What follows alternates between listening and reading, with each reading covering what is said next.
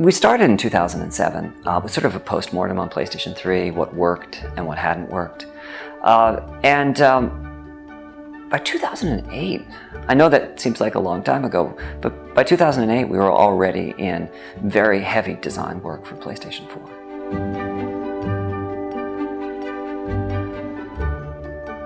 Well, we wanted to make sure that that PlayStation 4 was a powerful hardware, but we also wanted to make sure it was an accessible hardware, meaning that the game creators could focus on their vision for their titles and not get bogged down with technical details.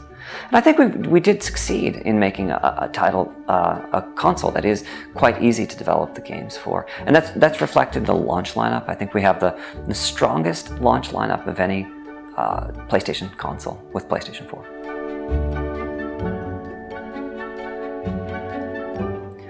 I can't call out the teams by name that were particularly helpful, but they were the teams that were the most outspoken. Adam Boyes talks about tea and crumpets, and that's his term for when you're having a meeting and everybody's being oh so very polite. And those meetings are pretty much useless if you're trying to get feedback, because you don't want to hear how happy people are that you're coming and visiting. You want their criticisms of your work. You want to hear what it is you need to do to make the console more suited for their needs. I'm very excited that the hardware is indeed very accessible to the developers.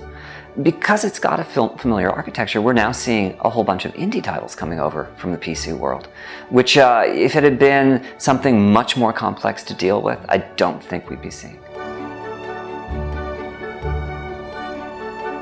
The origin of having both roles is I had a conversation with Akira Sato, who was chairman of Sony Computer Entertainment at the time, about whether or not I should even continue making games. And his advice was a lot of my long-term value to the organization was because I was making games, and if at all possible, I should keep doing so.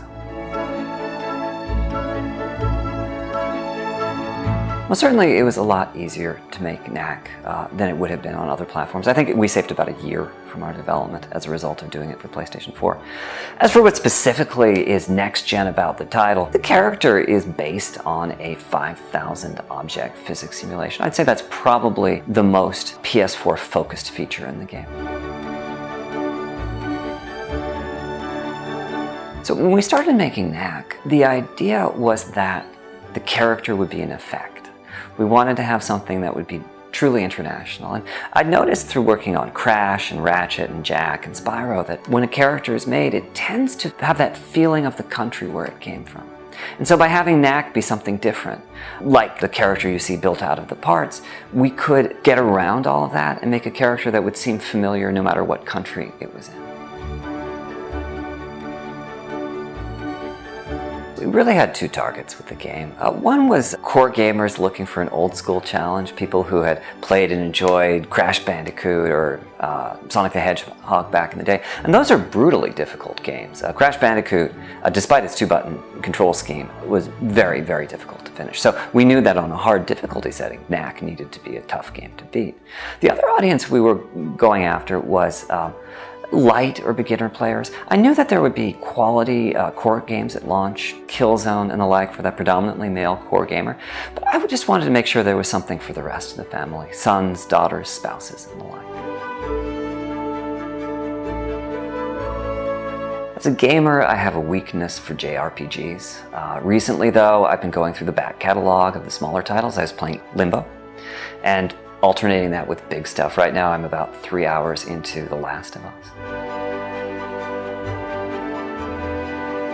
I think one of the big phenomena we're going to see is the blurring between single player and multiplayer. We saw a lot of this at the Ubisoft press conference, games where you'd be playing solo and then suddenly you'd be playing co-op and then you go back to playing solo again. I think another thing we're going to see is living worlds. When we were touring the developers, a lot of them had the same vision for the future, that because there's a hard drive in PlayStation 4, they'll be able to update the game daily, weekly, monthly, which means every time you go back to play it, there'll be something new to experience, new missions, new places to explore, and the like.